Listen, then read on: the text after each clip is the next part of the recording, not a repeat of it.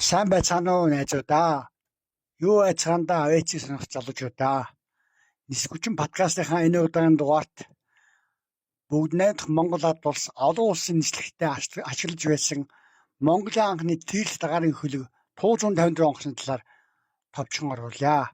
Энэ онгоцны талаар детальчлан бүх талаас нь ярих юм бол бараг 2 цагийн яриа болох учраас би аль болох багасгаж, аль болох товтлж нисгийн хэлгүүдээс хол энгийн хүн ойлгох сууцаар ярих гэж байна.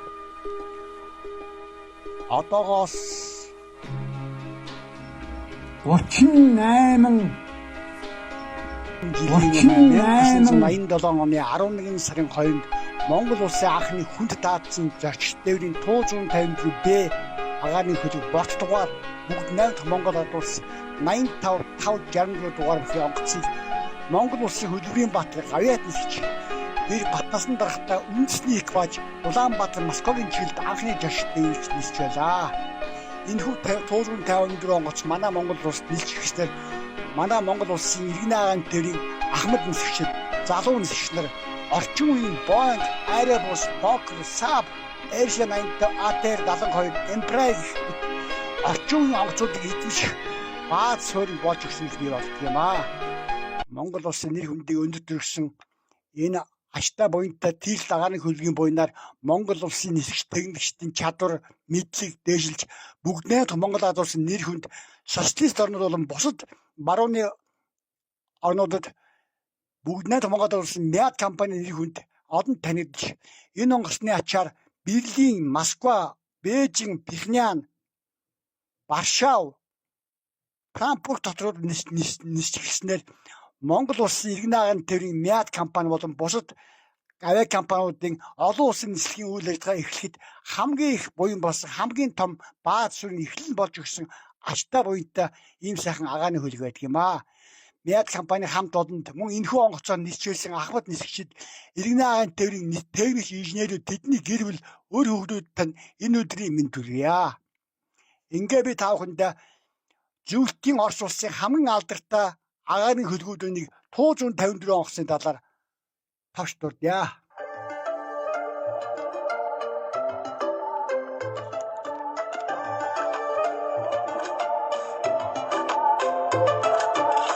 Полевых цветов веночек в утренней росе цветок, соловья запев свисточек, сок березовый глоток, тишины послушать волю по тропинке в лес густой, поболтать с березкой вдоволь про него и про любовь.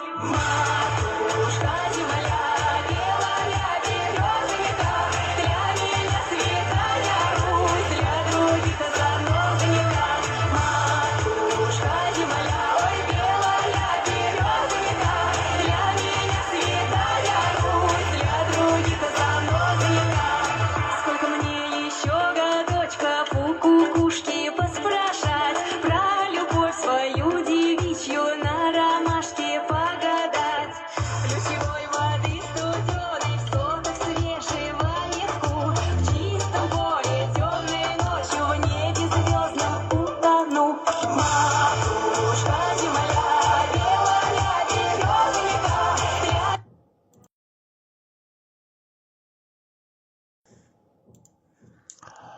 154 агаарын хөлөг наадагийн тайлгнан нэвшлийн дагуу Крелес зөвлөлтийн нисгчдийн хэллэгээр бол 50 рубль, Туполе, Большая Тушка эсвэл Аврора зөвлөлтийн 3 хөдөлгүүтэй тэрл зорчигч тээврийн агаарын хөлөг бөгөөд 152-аас 180 зорчигч тээвэрлэх зориултаа 1960-ад онд зөвлөлт бод улсын Туполийн нэмж зохион бүтээх тавчаанд боловсруулсан агаарын хөлөг байлээ.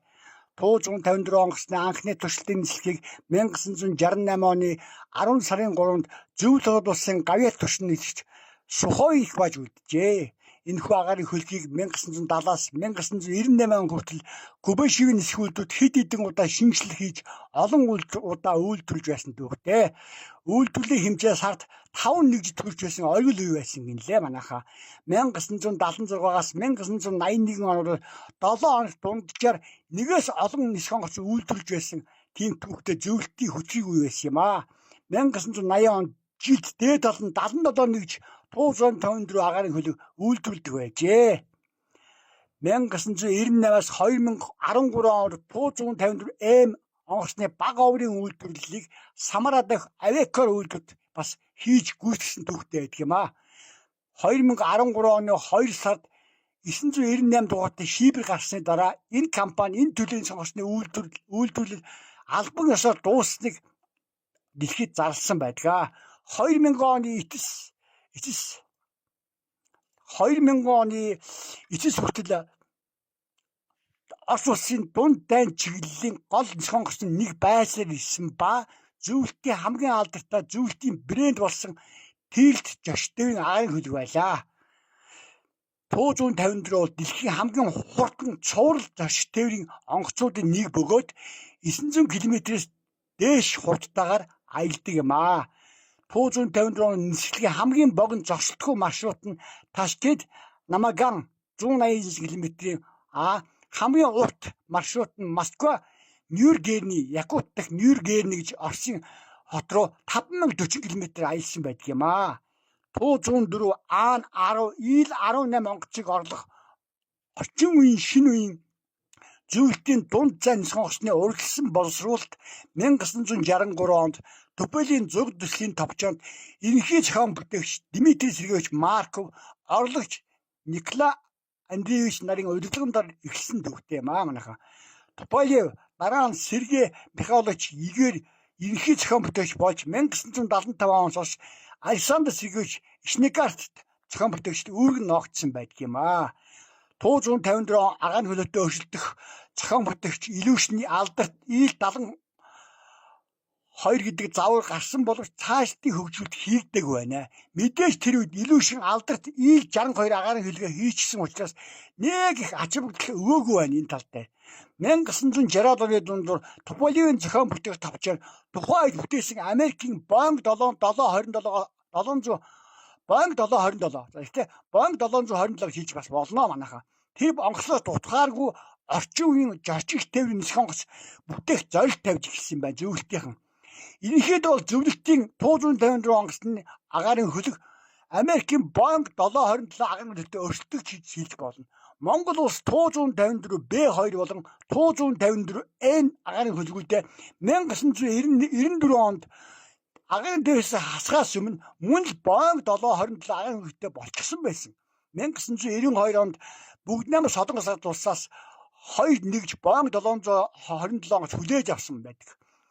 Бүхээгний дугаар СССР 85000 дугаарт эхний загварыг 1966 онд үйлдвэрлэсэн байдаг юм а. Анхны нислэг 1968 оны 10 сарын 3-нд болсон бөгөөд Эквадорын дараагаар нь Зүүн Тод улсын гавьяа төвшнгч Юрий Владимирович Сухов гэдэг хүн байлаа. 1969 онд уг онгоцыг Францын Ле Буржегийн олон улсын агаарын үндэслэлд үзүүлсэн байдаг. 1970 онд онгоцод цуврал үйлдвэрлэл Кубишийн нисхийн 18 дугаар үйлдвэрт одоогоор бол Куапа гэдэг одоо Авекор нэртэй болсон. Тэр үйлдвэрт эхэлсэн байдаг. 1971 оны 5 сард үйлдвэрлэлийн өмнөх нисэх онгоцыг Москвагоос Тбилис, Сочи, Симферополь минералын водоо руу шууд дээвэрлэж ашиглаж эхэлсэн байна. 154 онгоцны агаарын хөлгийн бүх серийн онгоцонд зүйл бодлоос мөн дараа нь Оросын холбооноос бүхний дугаар Бартуй номер 85-аас эхэлсэн бүтлэгийн дугаартай байдаг. Жишээлбэл СССР 85311 ба энэ Оросын РА 85185 гэх мэт. Энэ онгоц 1972 оны ихэр зөвлөлтийн айлтгын прод компани үндсэн агаарын хөлс болсон. 1972 оны 2 сарын 9-нд Москва минералын водоо чиглэлд жошчтой анхны тогтмол нислэгийг бүхний дугаар СССР 85 тэг 16 дугаартай 154 онгоцны Эквадорын дараагаар Зүүн улсын Баатар гавьяад нислэг баахан удаан нислэг үйлдсэн байна. 1972 оны 4 сарын 2-нд зөвлөлтийн 156 онгоц агаарын хөлөг олон улсын шумд нэвтэж эхэлсэн түүхтэй. Зөвлөлтийн 154 агаарын хөлөг анхны олон улсын нислэг Берлин Шонебельт чиглэлд үйлдвэрлэсэн байдаг юм а. Анхны техникийн болон зорчигч тээвртэй нислэгүүд огоо нисэх онгоцыг цааш шинжлэх шаардлагатай харуулж байсан тул 2 жилийн дараа 154А гэдэг өөрчлөлтийг үйлдвэрлэх бэлэн болсон бөгөөд энэ цуврал нь бүх серийн анхдагч цуврал хөгжүүлэлтийн анхдагч цуврал болсон байдаг. Анхны цуврал нь НК8 2 хөдөлгөөрийг илүү хүчрэг РК8 2 уу хөдөлгөөрөөр салсан явд байлаа. 1975-аас 1981 оны хооронд энэ агаарын хөлгийг шинжилж хөөрөгчийн 94-өөс 98 тонн болгож нэмэгдүүлсэн. Өөрчлөлтүүд нь онгоцны хүрээ далавчийг оролцуулаад штэ манайха тон төрөмжийн бүтэц зочдын багтаамжийг нэмэгдүүлэлт нөлөөлсөн байдаг. Шинэ өөрчлөлтийг Туужаан 54V гэж нэрлэсэн. Дараа нь эхний цувралын бүх онгоцыг энэхүү торгоонд зориулж өөрчлөн өгүүлдэг гэсэн төвхтэй. 1984 оны 10 сарын 12-нд зохион бүтээгч Александр Сергеевич Шнегартийн удирдлаганд ор бүтээсэн 154M одоо төслийн нэр нь болохоор 164 гэж явагдтыг. Төслийн нэршилтэй өөрчлөлтийг цуврал үйлдвэрт оруулсан төвхтэй. Энэхүү өөрчлөлтөөр Соловьевын зохион бүтээх төвчийн зохион бүтээсэн илүү хэмнэлттэй хөдөлгөөнүүдийг суйрлуулж гисэн байт юм л да.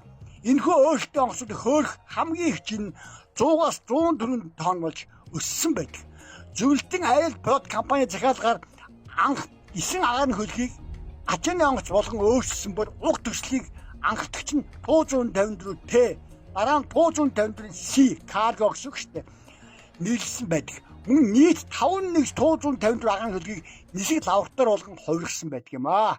154M-д онгоцны талаар бид таамагтад товч дурдын энэ хувилбарыг бүгд найрамдах Монгол ард улс 1987 оны 10 сарын 2-нд бүхий дугаар нь болохоор бүгд найрамдах Монгол ард улс 85564 дугаартай 154B M2-тай байсан бөгөөд 154M бүхий дугаар нь бүгд найрамдах Монгол ард улс 85644 агаарын хөлөг олон улсын шугам нисч гисэн бөгөөд Монгол улсын хөдөлмөрийн баатар Гавьяат нисгч Төмөр Тогоо агсан Монгол улсын Гавьяат нисгч хөдөлмөрийн баатар Батнасан зэг дарахтаа Монголын их хожид үүргээ амжилттай гүйцэтгэж Монгол улсын нэрийг өндөр төвөнд дээшлүүлж монголчууд анх удаа тийрэлт агаарын хөлгөөр олон улсад жавшиж ирсэн сайхан төвхтэй. Манай 154 онгоцны агаарын хөлгийн сээр нь 154M байсан. Харин бүгд найдах Монгол ард улс 154M агаарын хөлөгтэй болохоос өмнө 154B2 бүхий дугаар нь 85564 байсан юм шүү. Манайхан сайн мэдж авцгаараа залуучуудаа. Тэд хизээч Монгол нисчдийг гомдгоо бөгөөд итгэл тайртай хөлөг хэвээр зүтгэсээр 1994 онд нислэгээс хасагдан зөвлөлт бод улс буюу Оросын улбан улс буцааж гисэн төвхтэй. Хамгийн анх Монголын 154 агаарын хөлөг Москва Улаанбаатар чиглэлд 1987 оны 11 сарын 2-нд амжилттай нислэг үйлдсэн байдаг. Энэ 1987 он бол бүгд найрамдах Монгол ард улс Америк нэгдсэн улсад дипломат харилцаа тогтоосон түүхэн жил байлаа манайхан.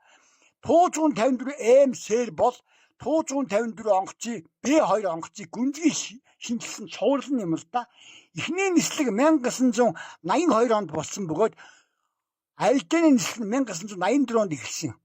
Зохион бүтээх Соловьевын хөдөлгөөр D30KU 154 2 ба I21 инерцийн систем нь болохоор ABCU 154 3 дээр суурилсан Жасмин нислэг навигацийн цогцлоор бүхий илүү үр ашигтай хөдөлгөөрөөр тонголсон байдаг юм энэ онгоцыг. Далууч ба их биений аэродром шинжээ сайжруулснаар энэ төрсний үр ашигыг ихэхэн нэмэгдүүлж 30%-аар төрсийг хэмж эхэлсэн. Нислэгийн хүрээг мэдрэцгүй дөрөвдөх боломжийг олгосон байдаг. Нислэгийн хүрээ гэдэг чинь одоо аслал гэсэн үг байхгүй одоо нэг удаагийн шатхуун зэрэглэлээр хамгийн хол километр явахыг чинь нислэгийн хэллэгэнд аслал гэж хэлдэг юм аа манайха. 154M цуврал нь 154B-тэй хажуул шатхууныг нэг цаг орчимд хэмдэг болчихсон байгаа байхгүй. 3 ховртой хавхалгыг 2 хавхалахаар сольсон боловч илүү үр дүнтэй болж хазаалтын өнцгийг огцом нэмэгдүүлсэн байгаа. Хөдөлгөөрийн гарах байгууламжийн дуу чимээ буут хийх үеийн дуу чимээ багасгахын тулд 36 градусын шинэ өргөдсөн байрлалыг нэмсэн төвхтэй. Хамгийн их хөрөгч нь тоормсноос хамаарч 102-аас 104 тонн болсон байдаг. Энэхүү 154M цуврал үйлдвэл 2012 хүртэл үргэлжилсэн юм шүү. Залуучуудаа саяхан хүртэл байгааз нисэх онгоцны ашиглалтын хугацаа 60,000 нисхийн цаг хөөрөг буух 25,000 цикл буюу 40 жилийн ашиглалтын хугацаатай байсан нэг ашиглалтын хугацаанд их засварын хугацаанд тус бүртээ 30,000 цаг буух цикл нь 11,000 буюу 20 жил байсан.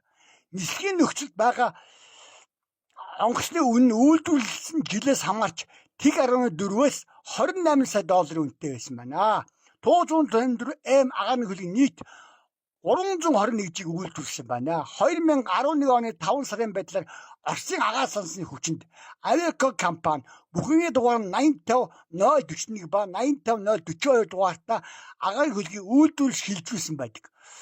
Ийхүү Туу 154 онгоцны цуврал үйлдвэрлэл энэ хоёр онгоцыг үйлдвэрлэл дуусснаар албан ёсоор цуврал үйлдвэрлэл зогссон юм а. 2008 оны 11 сард Seattle Airlines компани Туу 154 М 2009 оны 11-12-д Оросын Airbus компани тус М Туу 154 М агаарын хөлгийг ашиглагаас татгалзаж эхэлсэн. 2010 оны 10-аас 2014 онд Оросын Ютайр компани Оросын холбооны улсад энэ төрлийн нисэх онгоцны хамгийн том хэрэглэгч байсан бөгөөд 21 нэгж Туу 154 М онгоцыг Оросын Ютайр компани эзэмшдэг байжээ. 2018 онд Туу 154 М онгоцыг Оросын Alrosa компани тогтмол нислээр үргэлжлэн ашиглаж байсан бөгөөд хамгийн сүүлийн нислэгүүдийг 2018 оны 9 сард үлдэж үүний дараа Туу 154 М Исма гэдэг нэртэй Туу 154 М онгоцыг Толмажио дэх нисхийн мужид шилжүүлсэн байдаг юм а. Тээврийн болон жошин тээврийн нисэх онгоцны хувьд Туу 154 М агааны хөлгийг Оросын холбоон улс, Казахстан, Киргиз, Хятадын засгийн газрын авиа компаниуд бас ашиглаж байсан дүүхтэй. Мөн Туу 154 онгоцыг зөвлөлтийн нөлөөний орнууд, холбоотон орнууд, мөн социалист орнууд ихээр хэмжээр ашигладаг байсан бөгөөд холбоо бүгднээнд гарсан Герман улсын компани бас түүх Кубана гэж Кубын компани Il-62, Il-86, Il-96 болон Арсан Герман тэр компани бас Il-62 хамт Туу 154 онгоцыг ашиглаж байсан юм а. 2020 онд Туу 154 М агаарын хөлгийг Alrosa компани агаарын төвийн компани RA-85-757 бүхний дугаартайгаар тус компани таахыг нөөцөнд оруулсан боловч ашиглалтаас гаргаж нислэгээс төдгөлзүүлж RA-85-770 бүхний дугаартай Туу 154 М агаарын хөлгийг задлан төмрийн ог болгосон байдаг. Харин Туу 154 М агаарын хөлгийг Оросын холбоон улс, Казахстан, Киргиз бүгдээ хятадсан агаарын цэргийн өвчин тусгай зорилттой тусгай өрийн нислэг одоо хүртэл ашиглаж байгаа лээ. Энэхүү сайхан алдартай онгоцны зарим үжүүлтийг та бүхэндээ товчлон хүргэе. Урт 47.9 м, даалгавчны урт 37.155 м, даалгавчны талбай 200.45 м, эсвэл 202.45 м байдаг. Өндөр нь 11.4 м. Их биений диаметр 3.8 м. Бүгээгний өргөн 356 м. Дотоод өндөр 2.2 м. Одоо жингийн таавхандаа хэлгийг хамгийн хөөрөлт нь 98 200 104 тонн. Буух хэмжээ нь болохоор 78-аас 80 тонн. Хоосон жин нь болохоор 51-аас 55 тонн. Ашигны дээд хязгаар нь 18 тонн. Түлшний хамгийн дээд багтаамж нь 39-175 тонн. Нислэгийн түлшний зартуулалт 6200 км-т 5400 кг цаг. Зочдын тоо болохоор 152, 180 эсвэл 164-аас 180 гэж явдгийг. Аяллаа хурд нь 900 км цаг. Хамгийн хурд нь 975 км цаг. Алсад нь болохоор хувилруудаас шалтгаалж 2650-аас 3900, 3900-аас 6600 хүртэл км нэмэгдсэн байд юм а. Хувилруудын хөгжүүлэлтээс шалтгаалж. Хөөрөлтийн зай нь болохоор 2300 м. Нислэгийн өндөр 11100 м. Экипаж 4 хүн, хөдөлгөөр нь болохоор NK82 ба D30 KU 154-2 гэдэг хөдөлгөөртэй байд юм а. Үйлдвэрлэгч зохион бүтээлч товчон Туполевын нэмж зохион бүтээх тавж. Анхны нислэг 1968 оны 10 сарын 4-нд, танилцуулагдсан огноо нь 1972 оны 2 сарын 7-нд. Гол хэрэглэгч нь Ютайр, Alrosa, Оросын агаар сансын хүчин, Вьетнам, Куб, бүгднээр гарсан Герман улс, Афганистан, Мозамбик, Алжир, Сир, бүгднээр гарсан Солонгос ард улс, бүгдөө Хятад улсын Хятадын ардын чөлөөлөх харин нисэх хүчин мөн болон бусад социалист орнууд. Үйлдвэрлэгдсэн огноо нь болохоор 1968-аас 12 он хүртэл. Үйлдвэрлэсэн тоо 1026 нэгжийн өртөх нь 45 сая орчим долларын үнэтэй онгоц гэдэм аа. Хувилбарууд нь болохоор 154.